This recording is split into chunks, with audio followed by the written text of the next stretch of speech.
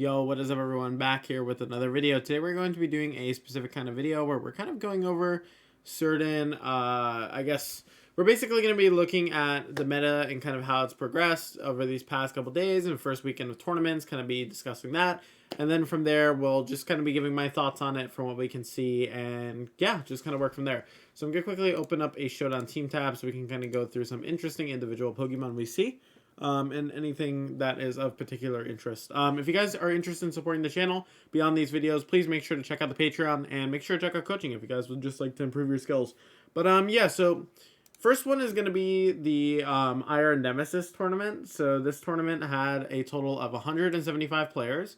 You can see my wonderful name right there. I actually ended up getting second in it. And it's interesting because it had very different statistics than the USPA one that was hosted on the same day. So kind of interested to see there. So first we'll start from the top 8. So in top 8 we have Joey, who used a standard Zacian Kyogre team. As you saw, I mean, like, this is a team I posted. I was like, yeah, you know, pretty straightforward, nothing too complicated. Like, it's just good. And you'll see that right there, right? I mean, like, there's not too much variation on it. It plays top 8. Same with Melvicious, except that for Mel, there is a Kartana instead of Regieleki. I think that's a fine adjustment. I would expect these Asian Kyogre teams to just honestly consistently do well. They have enough options to kind of do what they need to, you know. And I wouldn't be surprised to see more of them just kind of popping up. For Arkusabi's team, Arkusabi was running Zacian Kyogre as well.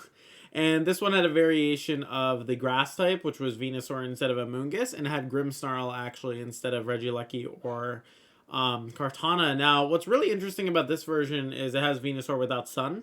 That being said, I don't actually think that's too much trouble. I think it kind of makes sense just for the archetype overall and certain like adjustments, right? It's pretty well built, honestly, to just kind of deal with like majority of different options. And if you just do the Tornadus, Incin, Zacian Kyogre, that covers a lot of matchups, and Venusaur just gives you like extra matchups to cover. It also helps with your opposing Kyogre matchup. It gives you a stronger grass type to deal with it, so I'm not too surprised to see that. Then what I think is the most honestly interesting team out of the whole bunch is actually Rayquaza and Zacian. Now, what was really surprising about this to me is I was not expecting a Rayquaza to do well whatsoever, but I think Rayquaza's niche is just kind of countering all the weather mons and also having big pressure with its special coverage. So pretty much you can run Special Max Airstream based off of Hurricane. It can run Special Max Quake, which can do a bunch of damage. And it obviously has some other good coverage moves, including Draco Meteor, right? So I'm not too surprised to see it do well. It's definitely a very offensive team that we've seen this on. I think Zacian and Rayquaza, oddly enough, kind of complement each other. And maybe I didn't give Rayquaza enough credit. It's definitely better than the other Pokemon I had originally put in a tier list with. So, you know, I think I would move it up on a tier list if I got a second chance. Coco's on the team as well, which I'm surprised because I thought I was the only Coco in top 8, but I guess I wasn't. Then Incineroar, nothing too complicated.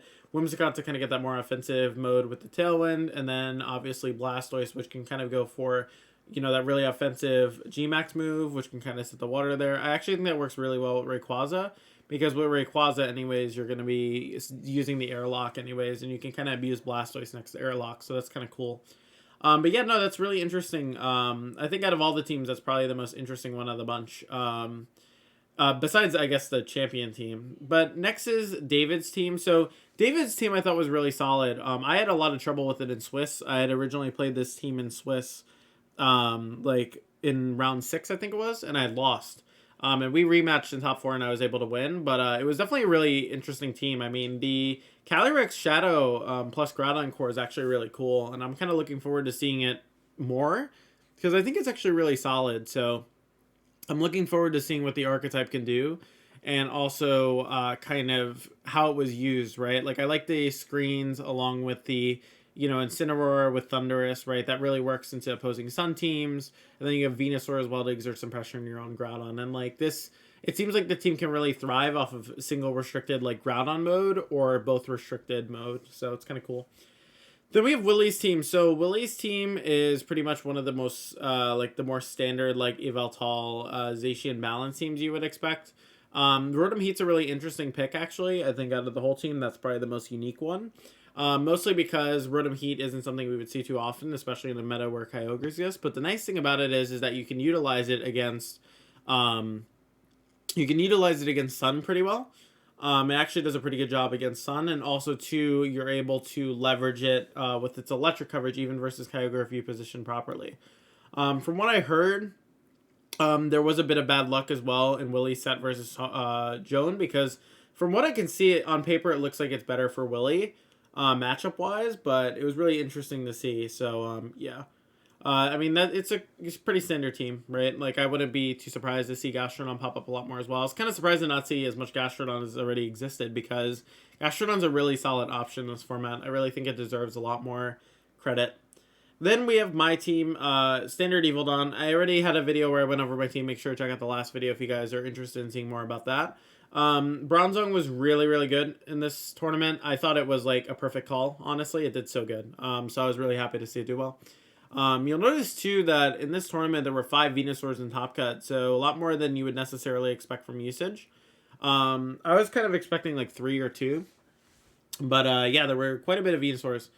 And then finally, Jones' team. So this is actually incorrect, by the way. He had a Ferrothorn over the Venusaur.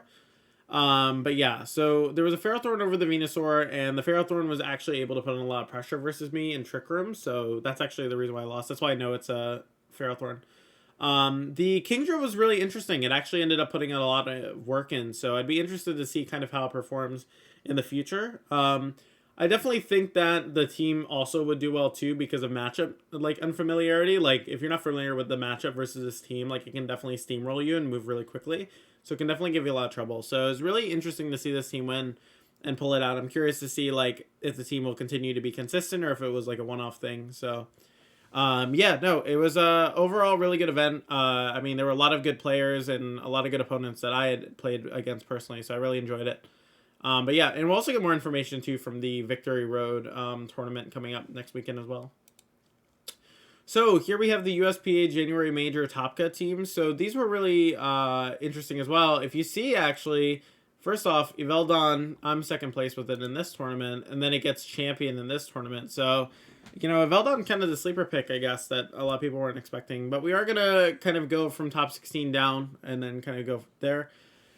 So here we have Marco Fierro's team. He's using Zygarde Solgaleo. I do think if you're using Zygarde, Solgaleo is the best partner to use it with. Either that or Zacian, but I just think Solgaleo is better, honestly. I think Volcarona is a really interesting pick. It's good at neutralizing other Zacians, which I think is kind of cool. You have Zapdos as well, which can obviously exert a bit of pressure too. Grimmsnarl with screens. Obviously, from what we can see in like the cuts, like it's just very consistent, right? So I'm not too surprised to see that. And then we have the Porygon 2, able to go for Trick Rooms and obviously keep the team going slower. Then we have, for top 16, I don't know the name, apologies. We have Calyrex and Dialga. I'm not too sure about this pair. This team honestly strikes me as like very weak to Charizard. Sableye obviously helps a bit, but I definitely would feel like it would still struggle a little bit specifically against it. So I'm kind of curious about how that matchup was played, if it was played, etc. It might be Manuel Rain Dance Sableye even. But yeah, no, overall I felt like that this team in particular was kind of interesting. I'm kind of curious to see how it plays. I don't really understand it, to be honest. But, you know, you don't always have to understand every team you see. So next up was the team from Ice. So Ice used Evilogar with Kartana, Regieleki, Seismitoad, and Grimmsnarl. So overall, I saw that composition do well twice, I think it was, because I don't know, that's not Sohybe, right? Because I know Sohybe used the team as well and got top 16. I don't think they showed all the top 16. I think they only showed some of the top 16. Anyway, so this was also the team that Sohybe used, I'm pretty sure, to reach top 16 in the tournament. And yeah, it was just like a good team overall, I think, with the Seismitoad, because it could pressure the Zacian and the Kyogre. And it had Power Whip also to pressure like Gastrodon, Kyogre, so it kind of worked out. Then in the other top 16, we see a Zerndon team, very similar to the team I use, but different because it has Regieleki. I actually really like that. I think that Bronzong is really slept on this format, so I'd expect to see more of it, honestly, as the format progresses. I really think it has a lot of potential, especially next to Groudon, so hopefully we get to see that more. Then we have top 16, Adi's team. He actually has a team report on it, so you can always check out his channel for that as well. But also, too, I felt like this team was pretty decently balanced, at least for early format. I'm curious to see if it's something that will pick up. I think, in general, like Zacian and Palkia kind of have good potential as partners. but it's kind of about the other partners that kind of make the difference between the team, right? Really interested to see, though. We'll kind of see how it goes from there, but definitely a cool team overall. Then we have Coraline. I think that's Max D's actually, and it's he's like basically like super like what's it called, committed to using Pikachu. So Pikachu's on like every team. I guess if you're gonna use Pikachu on any team, it makes sense to be on Zacian Ogre, right? So you can go for the paralysis spam. You can go for obviously Charizard, G-Max, Wildfire. Pretty straightforward team. It's very offensive, right? Then we have Julio Tarlau. Pretty much he's running a standard Zacian Kyogre team. The Ferrothorn edition is really interesting, actually. Some of the other versions of this team I played had Seismitoad over the Ferrothorn slot, but I actually think Ferrothorn's a big sleeper in this format, so I definitely think it's a cool team overall. Zacian Kyogre, I feel like the unique build that it can go with is actually the like kind of bulkier screens build. So it's kind of cool to see that like build actually be used. Then we have top 8, Nate's team. So Nate's using Yveltal, Zacian, Incin, Thundurus, Rillaboom, and Gastrodon. Pretty balanced. I mean, you have the Fire, Water, Grass core, you have the Steel and the Dark core, which works really well together. You have the Electric coverage, which kind of rounds out the team. So not too many complaints about this team. I feel like it's pretty straightforward, and it looks good. I mean, it looks consistent overall. I don't think I have much to say about it. So you'll see in the top 8, Ala pretty much has the same team as Julio, but like a little bit different, right?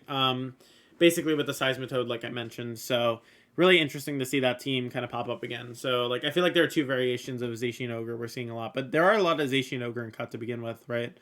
So hopefully we'll see those numbers change, I think, as time progresses. Then we have Calyrex and Zacian. Calyrex Zacian, I'm not too sold on personally, but obviously it performed well here. It got top 8, right? So it's worth noting. Typically paired with screens, I guess. So that's kind of cool to see.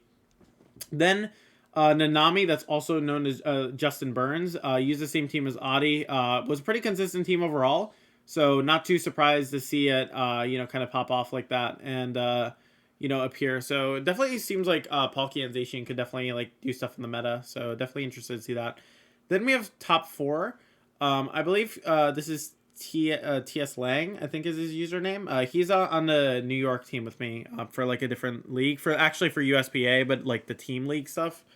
He used Kyogre, Dialga, Urshifu, so a really offensive team meant to do damage. So super interesting there. And we actually see in obviously in top 4 another Kingdra. So that's really interesting. The Zacian Ogre plus Kingdra thing being something I didn't expect to see as much is actually popping up a decent bit. So that's kind of cool to see. And the Indeedee male, which is kind of surprising. I would normally expect the Indeedee female. Maybe it is Indeedee female and they just didn't label it correctly, but that's really interesting. Then finally, the runner-up is actually Snow using pretty much a standard Zacian team, except that there's Landorus and Raichu instead of Incineroar and Regieleki. So that's kind of an interesting variation to see. I think the Raichu obviously gives you a bit of protection versus Thundurus on your Kyogre, but overall, we ended up seeing Evildawn pull it out on top. Evildawn best team, you know how it is.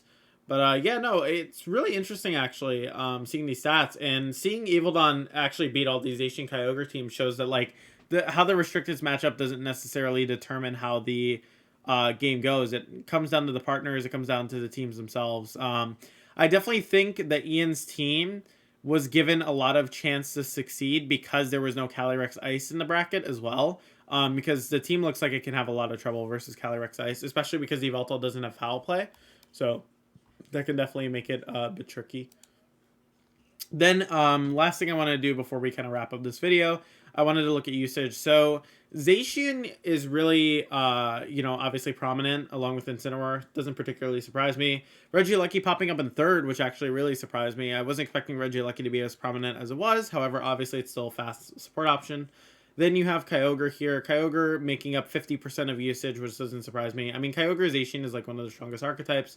So, the only other Zacian teams in cut were the Palkia versions. So that's really interesting to see. Also, too, 3 Yveltal, right? 3 Amoonguss, 3 P2, 3 Charizard, 3 Rillaboom. I'm really surprised to see Rillaboom even have that much usage, honestly. 2 Groudon is really interesting to see. Sorry if you guys hear my dog barking in the background. She does that sometimes. 2 Groudon's really interesting to see. I honestly expect to see a little bit more. I'm kind of curious if that stat will change. I would expect Palkia to go up in usage as well. Dialga, I'm a little bit unsure about. Seismitoad even having 2 usage is like actually crazy to me. Like, it's actually a really neat Pokemon, right? So kind of cool to see it do well. You'll see that Calyrex Ice only had 1 appearance in the top cut, along with, you know, like all these other Pokemon, right? But yeah, no, I think overall the teams were really cool. The usage is really interesting to see, so hopefully you guys can appreciate this. I definitely am surprised to see Gastrodon only have 1 use. I would expect that to tick up a lot over time, because I think Gastrodon actually is a really good niche in the format. But yep, once again, guys, hopefully you guys enjoyed the video. If you guys have any opinions on any of the things I said, make sure to let me know. Oh, wait, hold on. Just a heads up, these stats were missing a few single-use mons like Tornadus and Thundurus. Oh, okay. I mean, I guess it doesn't really make too much of a difference anyways. But yeah, so yeah, no, thank you guys so much for all the support. I incredibly appreciate it. And I'll see you guys in the next video. And thank you guys for so much of the support and everything. Make sure to check out Patreon if you guys would like support. Make sure to, you know, obviously check out other videos if you guys would like to learn more about the series. But thank you guys so much, and I'll see you guys on the next video. Peace.